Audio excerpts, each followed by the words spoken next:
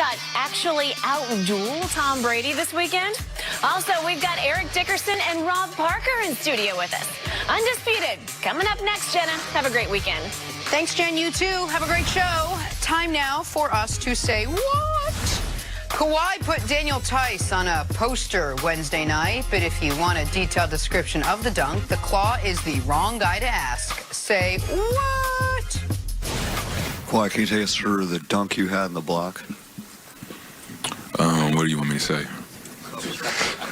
Whatever you want to say. It's just more of just the build-up lead into that play, what you were seeing and your thought process with everything. Patrick threw me the ball. I took 2 dribbles to the paint and tried to jump high and dunk the basketball. That is what happened. It is the truth. It's not exactly Deshaun Watson breaking down the defense. Yeah, remember that? Absolutely not. Opposite end of the spectrum with that one. Did you put that reporter up to that question? No. What's okay. wrong? What do you? That was given Kawhi. Listen, Kawhi had a really rough fourth quarter and overtime in that game, except for that dunk and that block. Okay. The reporter was kind enough. He didn't even say talk about. It wasn't the old talk about. He said, "Can you take us through it?" Listen, this I will not begrudge Kawhi this. Kawhi ain't a big talker. That's fine. Life of the party, he's not. Yeah. Never. Well, he is a fun guy. We know that? Yeah, well, you know Kawhi's a fun guy. He told the whole world he's a fun guy. We know he's a fun guy. He just doesn't love talking to the media. It's fine. Okay. Based on how he laughed after he said he was a fun guy, I have a hard time believing that he's an actual fun guy. No. Well, that's what I was going to say, but I didn't know if I could go after the laugh. I'm rarely the Kawhi Leonard defender on this show, but listen, maybe around Serge Ibaka, on Serge's little cooking podcast situation, he seems very fun. You get him around his folks, people he's real comfortable with, he can be life of the party. You ask him a question about a dunk, not such a fun guy. Not so much. Not a fun guy. On to America's game of the week, the Cowboys and Patriots from what will be a cold and rainy, maybe even a snowy Foxborough. Matchup with a team with the most yards on offense, the Dallas Cowboys, and the team that's allowed the fewest yards on defense, the New England Patriots. As we sit here today, Patriots, the touchdown favorites. All right, Nick Wright, who wins this game? Wow, in the same segment, I'm going to defend Kawhi Leonard, I'm going to pick the Patriots in a big game. What is happening? Two rare things for me as of the last month. I like the Patriots in this game for 2 reasons more than any other. One is where the game is being played.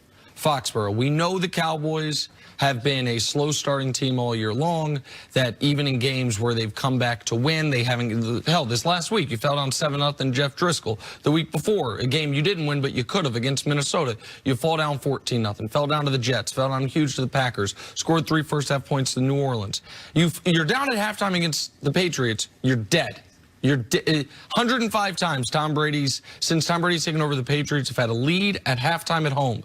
They are 104-1. Wow. It is one of the most baffling, not even baffling, just mind-blowing stats you'll ever see. That's one reason. The other reason is this.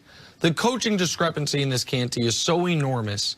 To me, it more than offsets the talent discrepancy between the teams, which I think leans in the Cowboys' favor. I think the Cowboys have the more talented team at nearly every level, except for secondaries matched up against each other, where the Pats have the best secondary in football. I think it's really interesting. These are the only 2 teams that have been favored in every game up to this point in the season. They're both 10 games played, 10 times they were the favorites. You know how I know the Cowboys are underachieving? You know how I know the Cowboys have not been really well coached? Patriots have taken those 10 times being favored, spun it into a 9-1 record.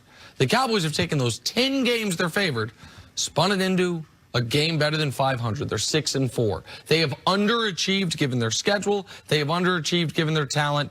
I don't think that's the type of team that's going to go into Gillette and win. If it were in Dallas, I might feel differently. But in that stadium with these 2 coaches, I really like the Patriots. Well, that's what it comes out to, right? The 2 coaches and the 2 quarterbacks. I mean, in a tough spot, in a closely contested game, you have more confidence that Brady and Belichick will avoid making the critical mistake that would cost you an opportunity to win games. game. So I just look at this situation from the Cowboys standpoint.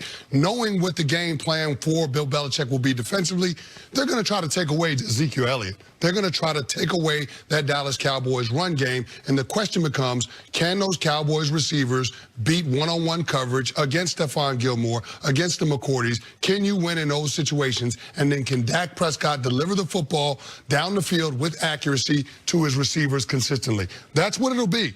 The Cowboys are going to face a loaded front, 7- and 8-man fronts by that Patriots defense. Dak Prescott is going to have to perform at a high level in order to give his team a chance to be able to counteract what the Patriots are doing defensively. I just don't have a lot of confidence that Dak can go on the road in Foxborough and get that done. Kenny, I want you to expand on something, because you said something really interesting there, because we know Belichick loves to take away what you do best, take away what you want to do. Despite the fact that Dak is an MVP candidate, despite the fact that the Cowboys' passing numbers are top 4 in football across the board, and Zeke's coming off maybe his worst back-to-back games of his career, you still think the smartest coach in the NFL, when he plays the Dallas Cowboys, says we have to worry about Zeke before we have to worry about Dak. We have to worry about the running game before we worry about the passing game. You still believe that? I still believe that, and I think we've seen a large enough sample size in the Zeke Elliott, Dak Prescott era of Cowboys football. When Zeke is in there for the majority of the games during the regular season, they win the division and they host a home playoff game. We saw that in years 1 and 3, respectively. This year, even though Dak Prescott is playing at an MVP level and coming off of the best 3-game stretch of not only his career, but of any Dallas Cowboys quarterback ever, I mean, the answer is still being able to use Ezekiel Elliott to dictate the fronts and the coverages and the looks that you're seeing in order to be able to have production on the offensive side of the ball. So for me, it's not a question of whether or not Ezekiel Elliott can beat you. I think NFL teams understand that, and that's why Dak is having the kind of season he is, because he's throwing against favorable coverages where he should be able to get some production. Dak may be having the best couple of games of his career. Ezekiel Elliott had put together 2 of the arguably the worst games of his career in back-to-back weeks. All right, so you both think the Patriots are going to win on Sunday. If the Cowboys do manage to pull off the upset, what would it mean for the organization? Well, so that's really interesting. I didn't know you were going to ask that. For the organization, I think we disagree on Seattle and Philly. We both think it's a close game, but you like Philly, I like Seattle. They will have some measure of breathing room in the division. If the Cowboys win, it's either Philly. If they lose, you're 2 games clear of them having already beaten them. If they win against Seattle, you're still a game clear having already beaten them. But the organization, it'll be, listen, Jerry Jones will do 1,000 interviews, even, maybe 1,000 more than he normally does, and they will feel like this is the team we had been building towards being all year. But the person will mean the most for is Jason Garrett. Jason Garrett is coaching for his job this season. Not this week specifically, but at some point, you got to beat a good football team. At some point, you got to beat a team that's going to be in the postseason if you're going to have any hope of postseason success.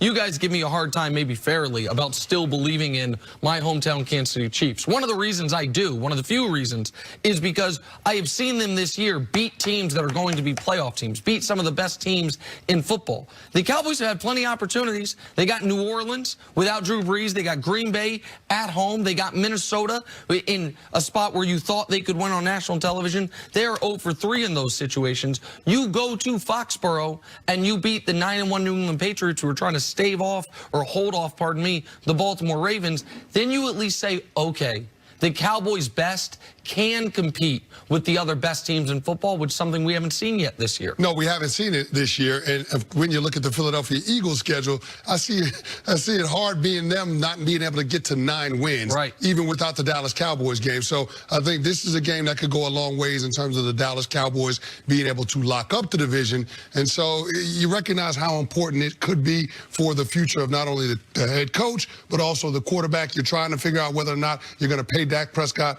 north of $35 million a year. If you go to Foxborough and you beat Tom Brady and Bill Belichick, that goes a long way to making your case. There's 2 games so far this season for Dallas that if we were just doing the old Mike and the Mad Dog go through the schedule, that's a win, that's a loss, that didn't go the way you would have predicted. And they've both gone the wrong way. You would have said the Jets game they should have won, the home game against the Vikings they should have won. They can get one of those games back here.